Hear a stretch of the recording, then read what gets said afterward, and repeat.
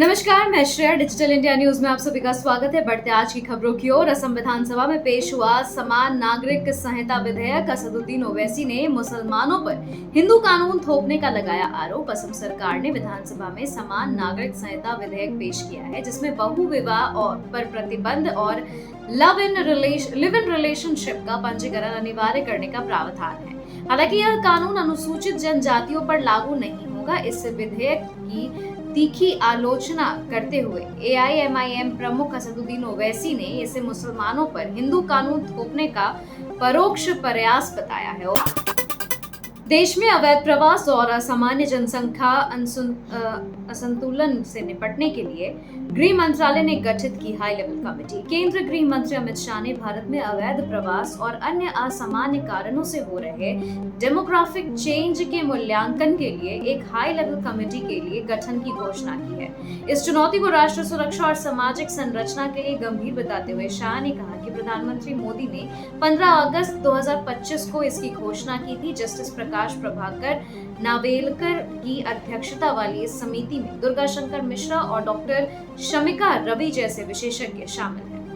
बंगाल सीमा पर बांग्लादेशी नागरिकों की बड़ी हलचल। अवैध घुसपैठ के खिलाफ एक्शन तेज होने के बाद वतन वापसी की होड़। पश्चिम बंगाल में अवैध घुसपैठ और बांग्लादेशी नागरिकों के खिलाफ सुरक्षा बलों की कार्रवाई तेज होते ही सीमावर्ती क्षेत्रों में भारी हलचल देखी जा रही है। उत्तर 24 परगना जिले के हकीमपुर सीमा चेक पोस्ट पर मंगलवार सुबह बड़ी संख्या में संदिग्ध बांग्लादेशी नागरिक जमा हो गए। इनमें पुरुष, महिलाएं और बच्चे अपने सामान व ट्रॉलियों के साथ वापस बांग्लादेश जाने के इंतजार में दिखे। ये लोग लंबे समय से न्यू टाउन और दमदम जैसे इलाकों में रह रहे थे। डेरा सच्चा सौदा प्रमुख गुरमीत राम रहीम को फिर मिली 30 दिनों की पैरोल।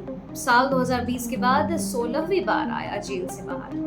साध्वियों से बलात्कार के मामले में रोहतक की सुनारिया जेल में 20 साल की सजा काट रहे डेरा सच्चा सौदा प्रमुख गुरमीत राम रहीम सिंह को एक बार फिर 30 दिनों की पेरोल मिल गई है। साल 2020 में आपको बता दें कि यह उनकी 16वीं अस्थायी रिहाई है। भीड़ और कानून व्यवस्था की स्थिति से बचने के लिए राम रहीम को सुबह 6:30 बजे बेहद गुपचुप तरीके से जेल से बाहर निकाला गया, जिसके बाद वह सुबह 9:15 बजे सिरसा स्थित अपने मुख्यालय पहुंच गए। दिल्ली की सरकार 1 साल में गिर जाएगी। राहुल गांधी के बयान का समर्थन करते हुए अखिलेश यादव का केंद्र पर निशाना। उत्तर प्रदेश के पूर्व मुख्यमंत्री और समाजवादी पार्टी के अध्यक्ष अखिलेश यादव ने लखनऊ में प्रेस कॉन्फ्रेंस के दौरान केंद्र की मोदी सरकार पर तीखा तंज कसा।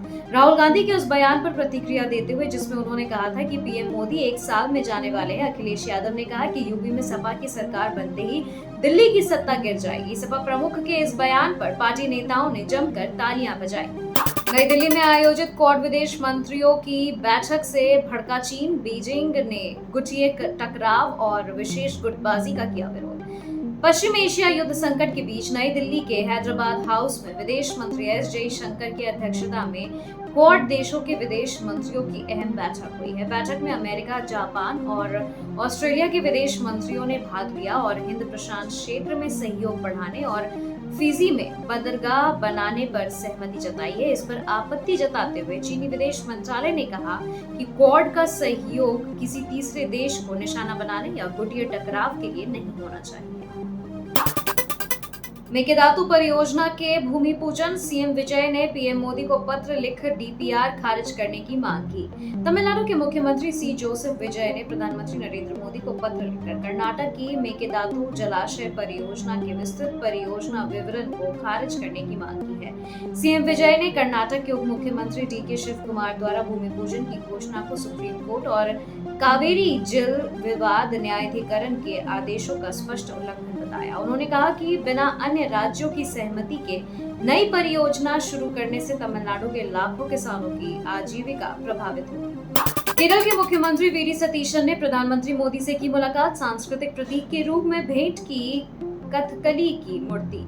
केरल के मुख्यमंत्री वीडी सतीशन ने नई दिल्ली में प्रधानमंत्री नरेंद्र मोदी से मुलाकात की और राज्य के विकास व बुनियादी ढांचा परियोजनाओं के लिए केंद्र से सहयोग मांगा है। मुख्यमंत्री पद संभालने के बाद पीएम मोदी के साथ अपनी पहली आधिकारिक बैठक के दौरान सतीशन ने उन्हें केरल की समृद्ध सांस्कृतिक विरासत का प्रतीक कथकली नर्तक की लकड़ी की मूर्ति उपहार में दी है। सीएम ने सोशल मीडिया पर इस मुलाकात को राज्य के विकास के लिए महत्वपूर्ण बताया। राजस्व गया तो क्या, मैं अब विजय बिहारी हूँ।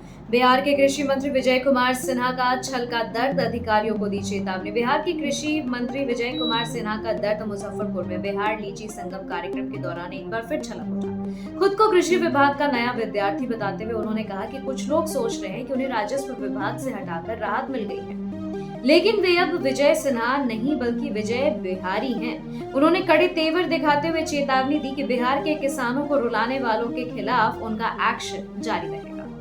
केरल के सीएम वीडी सतीशन ने मुख्य चुनाव अधिकारी को सचिव बनाने के फैसले का किया बचाव, विपक्ष के आरोपों को बताया बेबुनियाद। केरल के नए मुख्यमंत्री वीडी सतीशन ने राज्य के मुख्य चुनाव अधिकारी रतन यू केलकर को अपना सचिव नियुक्त किए जाने के फैसले पर विपक्ष की आलोचनाओं का करारा जवाब दिया है। विपक्ष के आरोपों को खारिज करते हुए सीएम सतीशन ने कहा कि पश्चिम बंगाल की तरह केरल के चुनाव अधिकारी पर मतदाताओं के नाम हटाने के कोई गंभीर आरोप नहीं। उन्होंने स्पष्ट किया कि पूर्व में उनके द्वारा की गई शिकायतें व्यक्तिगत नहीं बल्कि चुनाव से जुड़ी थी।